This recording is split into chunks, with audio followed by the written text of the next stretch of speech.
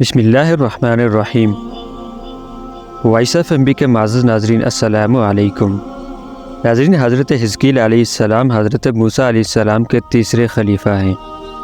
جو منصب نبوت پر سرفراز کیے گئے۔ حضرت موسیٰ علیہ السلام کی وفات کے بعد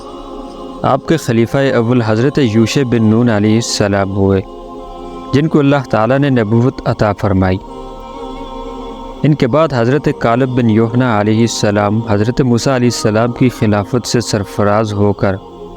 مرتبہ نبوت پر فائز ہوئے۔ پھر ان کے بعد حضرت حزقیل علیہ السلام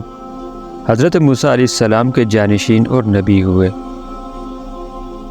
ناظرین، حضرت حزقیل علیہ السلام کا لقب ابن العجوز یعنی بڑھیا کا بیٹا ہے، اور آپ ذوالکفل بھی کہلاتے ہیں۔ ابن العجوز کہلانے کی وجہ یہ تھی کہ یہ اس وقت پیدا ہوئے تھے جب ان کی والدہ ماجدہ بہت بوڑھی ہو چکی تھی، اور آپ کا لقب ذوالکفل اس لیے ہوا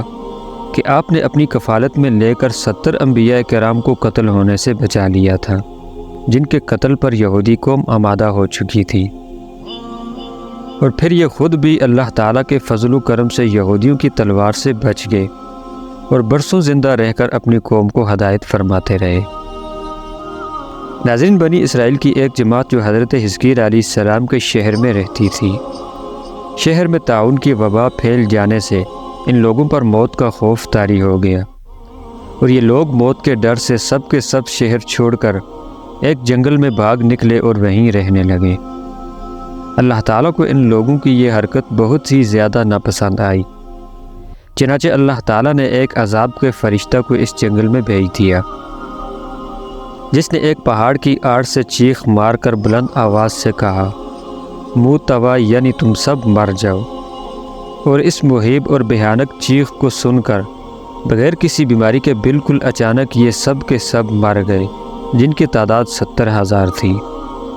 ناظرین، ان مردوں کی تعداد اس قدر زیادہ تھی کہ لوگ ان کے کفن و دفن کا کوئی انتظام نہ کر سکے، اور ان مردوں کی لاشیں کھلے میدان میں بے گور و کفن مسلسل 8 دن تک پڑی پڑی سڑنے لگیں، اور بے انتہا تعفن اور بدبو سے پورے جنگل بلکہ اس کے اطراف میں بھی بدبو پھیل گئی۔ کچھ لوگوں نے ان کی لاشوں پر رحم کھا کر چاروں طرف سے دیوار لگا دی تاکہ یہ لاشیں درندوں سے محفوظ رہ سکیں۔ ناظرین، کچھ دنوں کے بعد جب حضرت حزقیل علیہ السلام کا اس جنگل میں ان لاشوں کے پاس سے گزر ہوا تو اپنی قوم کے 70,000 انسانوں کی اس ناگہانی موت اور بے گور و کفن لاشوں کی فراوانی دیکھ کر رنج و غم سے ان کا دل بھر آیا، آبدیدہ ہو گئے اور اللہ تعالیٰ کے دربار میں دکھ بھرے دل سے گڑ گڑا کر دعا مانگنے لگے کہ یا اللہ، یہ میری قوم کے افراد تھے جو اپنی نادانی سے یہ غلطی کر بیٹھے کہ موت کے ڈر سے شہر چھوڑ کر جنگل میں آ گئے۔ یہ سب میرے شہر کے باشندے ہیں اور ان لوگوں سے مجھے انس تھا، اور یہ لوگ میرے دکھ سکھ کے شریک تھے۔ افسوس کہ میری قوم ہلاک ہو گئی اور میں بالکل اکیلا رہ گیا۔ اے میرے رب، یہ وہ قوم تھی جو تیری حمد کرتی تھی اور تیری توحید کا اعلان کرتی تھی اور تیری کبریائی کا خطبہ پڑھتی تھی۔ ناظرین، آپ علیہ السلام بڑے سوز دل کے ساتھ اس دعا میں مشغول تھے کہ اچانک آپ پر وحی اتر پڑی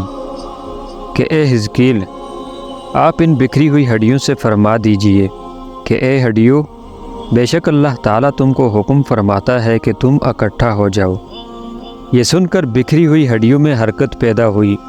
اور ہر آدمی کی ہڈیاں جمع ہو کر ہڈیوں کے ڈھانچے بن گئے۔ پھر یہ وحی آئی کہ اے حزقیل، آپ فرما دیجئے کہ اے ہڈیوں، تم کو اللہ کا یہ حکم ہے کہ تم گوشت پہن لو۔ چنانچہ یہ کلام سنتے ہی فوراً ہڈیوں کے ڈھانچوں پر گوشت پوست چڑھ گئے۔ پھر تیسری بار یہ وحی نازل ہوئی، اے حزقیل، اب یہ کہہ دو کہ اے مردو، خدا کے حکم سے تم سب اٹھ کر کھڑے ہو جاؤ۔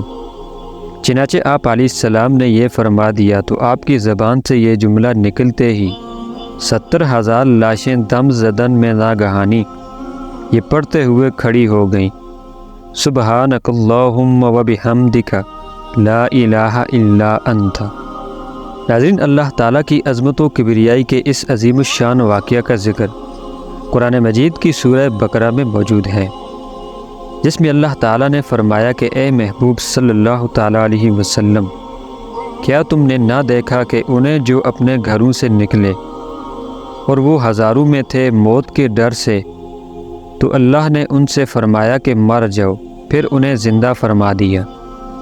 بے شک اللہ لوگوں پر فضل کرنے والا ہے، مگر اکثر لوگ ناشکرے ہیں۔ ناظرین، اس کے بعد سب لوگ جنگل سے روانہ ہو کر اپنے شہر میں آ کر دوبارہ آباد ہو گئے اور اپنی عمروں کی مدت بھر زندہ رہے، لیکن ان لوگوں پر اس موت کا اتنا نشان باقی رہ گیا تھا کہ ان کی اولاد کے جسموں سے سڑی ہوئی لاش کی بدبو برابر آتی رہی، اور یہ لوگ جو کپڑا بھی پہنتے تھے وہ کفن کی صورت میں ہو جاتا تھا، اور قبر میں جس طرح کفن میلا ہو جاتا تھا ایسا ہی میلا پن ان کے کپڑوں پر نمودار ہو جاتا تھا۔